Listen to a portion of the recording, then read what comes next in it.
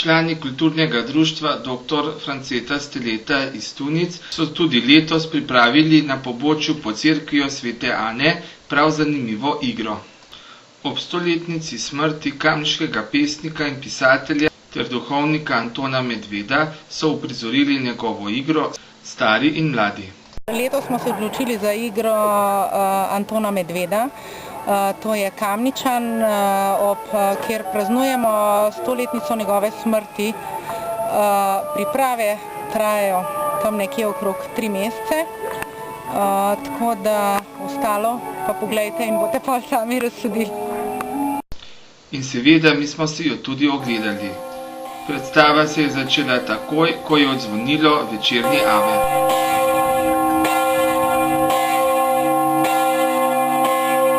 Noben mož ni za vse. Vsak se po svoje peha za zaslužko.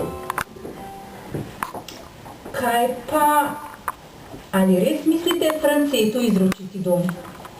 Seveda, ne morem drugače. To je dan za dnem nad menoj. Oče, jaz bi vam svetovala, da rajši počakate. Bog ve, kako se vam bo poslej godilo. Tudi jaz bi počakal. Ne vem, čemu pravzaprav delam. Ali si pokosil? Kolikor sem mogel. Truden si. Kaj ne bi bil? Veste kaj, oče? Tega mora biti enkrat konec. Če mi mislite izročiti gospodarstvo, storite to takoj ali pa mi drugače povejte.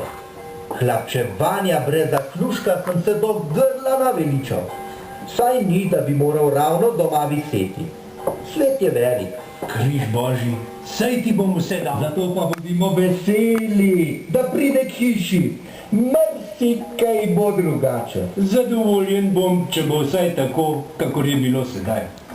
No, če pa bo boljše, potem bomo hvalili Boga za posebno srečo. Srčno povem, prav nič se je ne veselim. In najrajše bi šla od hiše. Kaj bi tisto? Če bom moral jaz potrpeti z njo, boš tudi ti. Oče, zakaj bi tako hitro dali z rok? Prej pa se moram s teboj še resno pogovoriti. Kaj, oče? Ali si povedala Kramarjevemu hlapcu, kar mu gre? Ali si mu prepovedala, naj ne lazi za teboj, kaj? Dober dan. Kako se imate? Kar gre. Pa peči se držite. Zdaj še ni čas za to. No, kaj pa ti je, Mitka? Ti si... Prav vidim? Ti si vse v solzah. Kaj pa je bilo? Druge vprašaj, če nam ne verjameš, vso vas vprašaj. Pa bi ljudi vpraševala, tudi o Alini ne bi slišala vse najboljše. Molči, drugače. O moj Bog, kakšne otroke imam. Kakor hočeš ti, Alena. Čim prej priporočiva, tem ljubše mi je. Tukaj le pa vleče. Podiva pa peči. Alena.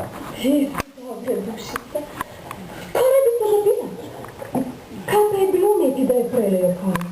Saj veš, zaradi Kramarjevega hlapca. Rekla je, da pojde od hiše. Prav je ten del.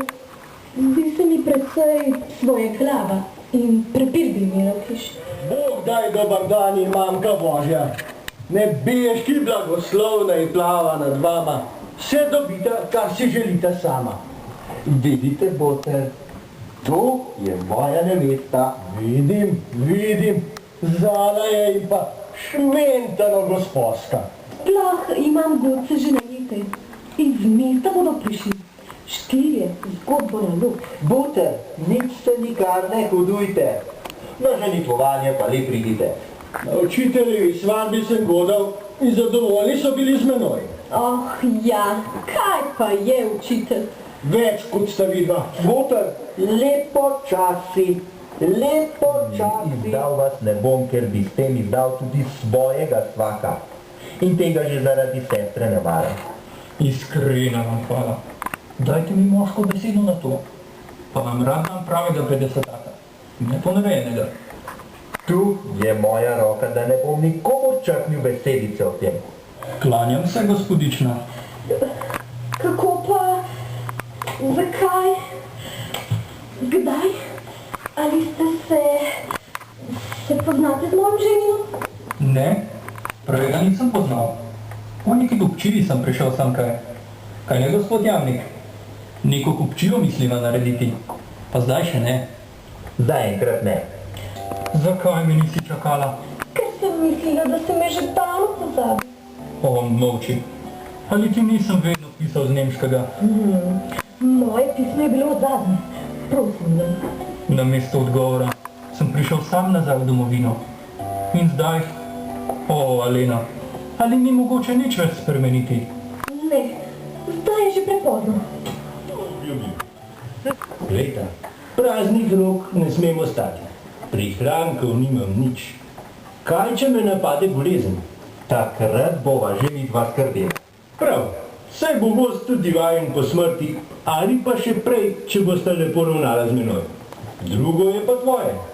Imaš vendar še mnogo gozda in vse je nezadolženo. Kako pa zaradi stanovanja in hrane? Izgovorim si tole čumnato, ki že toliko let prebivam. Hrano bomo pa skupaj uživali. Lita bajba s pristave me takoj vzame. Šla je mimo in jaz sem se ji ponudila. Že prej me je pustila. Tako, tako? Pa pojdi. Kamor hočeš. Če hočeš, še danes. Poglej. Račun od gocev 35 goldinarjev. Buteljke vina 20 goldinarjev. Čaj, rum in drugo 15 goldinarjev. 2 božni 4 goldinarje. Kako je to mogoče? Saj sem ti dal zadnjič 200 goldinarjev, ko si šla v mesto, da bi poravnala ta dolg. Onih 200 goldinarjev sem dala še vili, pa še zadosti ni bilo. Za perilo, za poročno krilo in drugo. No, ona me bo že še počakala, ker sva dobri prijateljici in sem ji včasih pomagala. Alena, kaj bo iz tega? Kaj hoče biti? Plačati se mora. S čim? Z denarjem. Ne bodi vendar tako. Vzela sem te iz ljubezni. Pustila mesto, kjer se mi je tako dobro ugodilo. Kaj naj storim? France, ako me nimaš nič rad, povej naravnost. Kaj govoriš? Potem poravnaj račune. Ne maram, da bi mi ljudje nagajali. Češ, v beračijo je stilila, ko je bilo dobro. Mica je imela zadnjo nedeljo tako obleko, da je več vredna kot vse moje skupaj. Seveda je narejena nerodno, da se Bog usmili. To da blago. Tudi midva bova iz stiske. Saj boš to storil? Kaj ne, dragi moj? No, povej. Vidiš, France, takole sem si mislila, da bi se oče preselili v sobico pod streho. Streho? Le počakaj, da ti vse razložim. Kaj ga si danes prišel? Po kaj? Imam neko tajno kupčijo. In tvoj mož je tudi zraven. Me gre spremeti do nekega gospodarja. Zato mi je prej govoril o neki kupčiji. Pa kakšna je pravzaprav ta kupčija, da mora biti tajna? Ko bi se človek zanesel. Name, Alena, se lahko zaneseš.